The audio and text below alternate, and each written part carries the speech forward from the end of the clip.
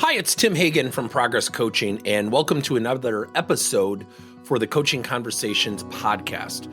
Now, we are on Stitcher, we are on iTunes, and multiple different channels. Please check us out.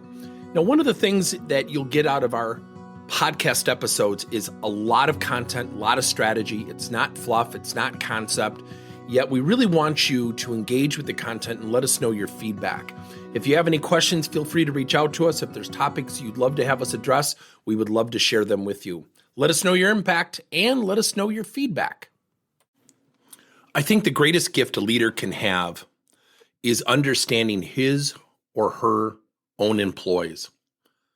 How do we really understand what people can do, what they can't do, what they're confident in, where they have fears, trepidations, where they want to go with their careers, where they want to engage with the rest of the team, what they're motivated by, what they're not motivated by, what they like, what they dislike, what they love? It's really twofold. It's the greatest thing leaders can do. And that is to ask questions and listen. Not just listen to respond, but really listen. And even paraphrase back what they said so we have true, deep understanding. Now, when I've actually shared this very simple notion, I'll have a leader typically counter me and say, well, I'm the type of leader, and they start telling me about, how they execute strategy, and I have the mission of the organization in the palm of my hands, and I have to have people that follow me and do what I say. And I always look at them and say, so if that's your mantra, how do you know they're following you mentally? And recently I just had this happen, and the guy looked at me and said, excuse me? I said, how do you know they're following you? He said, I just told you I'm the type of person. I said, I didn't ask about you. I asked you, how do you know your people aren't just going through the motions, aren't begrudgingly, but are truly following you and enjoying it?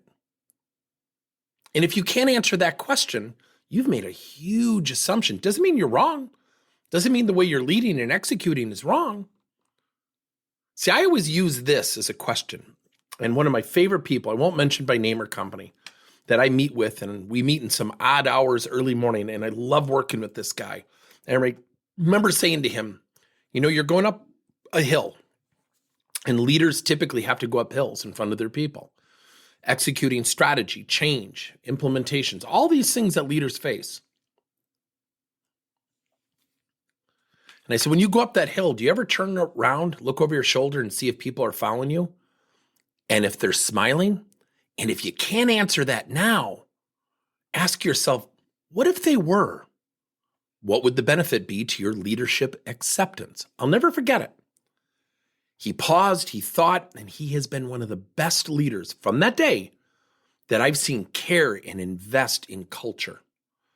What does Drucker always say? Culture eats strategy for breakfast. Strategy is not a bad thing. Strategy with happy, following, smiling people is really powerful. So when we talk about coaching application, questions is really where it starts. And here's the great thing about questions. Questions drive self-awareness. Questions drive self-awareness. Think about that. Questions drive self-awareness. If I go up to someone and say, Bob, you're a jerk. Lisa, you're so hard to work with. Are both those people going to hug and kiss me and say, wow, thanks for the revelation? No, they're going to push back. Versus saying, Bob, what are you going to do to energetically work with that teammate, and what's the benefit to you?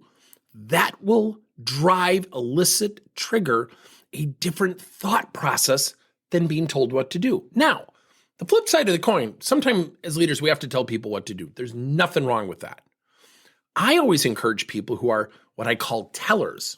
If you're going to tell somebody what to do, follow it up with a question. I need you to complete this project by Friday. Then follow it up with hearing that. What are you going to do to successfully pursue that? And what assistance do you need to reach that ultimate success? See, when you give a directive, there's nothing wrong with that. Follow it up with a question. It creates greater ownership and accountability. If you want to become a great leader, understand the value and understand the practice associated with becoming a great application specialist when it comes to asking questions situationally. Thank you for listening to another episode of Coaching Conversations by Tim Hagan and Progress Coaching. Now, our company is always coming out with new and innovative solutions to help leaders coach their employees. And recently, we just created a new service called Coach to You, where leaders can pick and choose topics and assign 7 to 21 day programs for employees to learn and, more importantly, apply actions and then reflect and share what they're going to do going forward as a result of the learning. It's called Coach to You. We're literally bringing coaching to your employees. If you're intrigued, we'll have a link in each one of our episodes where you can get more information. And again, thank you so much for listening to another episode.